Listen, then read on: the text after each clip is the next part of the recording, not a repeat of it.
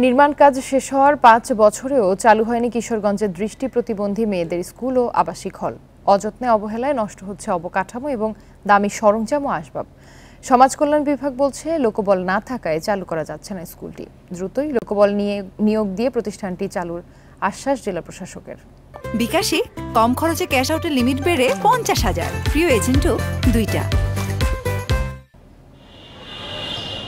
কিশোরগঞ্জ শহরের সরকারি বালিকা শিশু পরিবারের ভেতরে ঢুকলেই চোখে পড়বে সাইনবোর্ডবিহীন দোতলা ভবন, যেটি মূলত জেলার দৃষ্টি প্রতিবন্ধী মেয়ে শিশুদের জন্য নির্মিত আবাসিক স্কুল। ২০১৯ সালে ১,৬২,০০,০০০ টাকা ব্যয়ে ভবনটি নির্মাণ করে গণপূর্ত অধিদপ্তর। তবে নির্মাণের ৫ বছরেও চালু হয়নি প্রতিষ্ঠানটি। এতে সরকারিভাবে থাকা খাওয়া এবং পড়ালেখার সুবিধা বঞ্চিত হচ্ছে দৃষ্টি প্রতিবন্ধী মেয়েরা।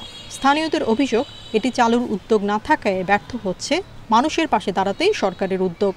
৫ বছর ধরে বিল্ডিংটি পড়ে আছে, এর কোনো কার্যক্রম নাই। এটা দুঃখজনক বিষয়। অচিরেই লোকবল নিয়োগ করে এই প্রকল্পটি চালু করা হোক। লোকবলের অভাবে প্রতিষ্ঠানটি চালু করা যাচ্ছে না বলে জানালেন জেলা সমাজসেবা কার্যালয়ের উপপরিচালক। আর জনবল নিয়োগের চেষ্টা চলছে বলে জানান জেলা প্রশাসক।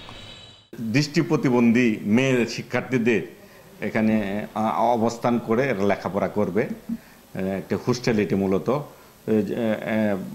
জনবলের অভাবেই মূলত এটা চালু করা যাচ্ছে না। এটা নিয়ে মন্ত্রণালয়ের সাথে আমাদের পত্র যোগাযোগ হয়েছে, আমি নিজেও কথা বলেছি। আশা করছি যত দ্রুত সম্ভব মন্ত্রণালয় আমাদের আশ্বাস দিয়েছে, তারা লোকবল দিলে সংস্থান হলে আমরা সেটা চালু করবো ইনশাল্লাহ। প্রতিষ্ঠানটি চালু হলে ১০ জন দৃষ্টি প্রতিবন্ধী মেয়ে শিশু থাকা খাওয়া এবং পড়ালেখার সুযোগ পাবে। Independent news.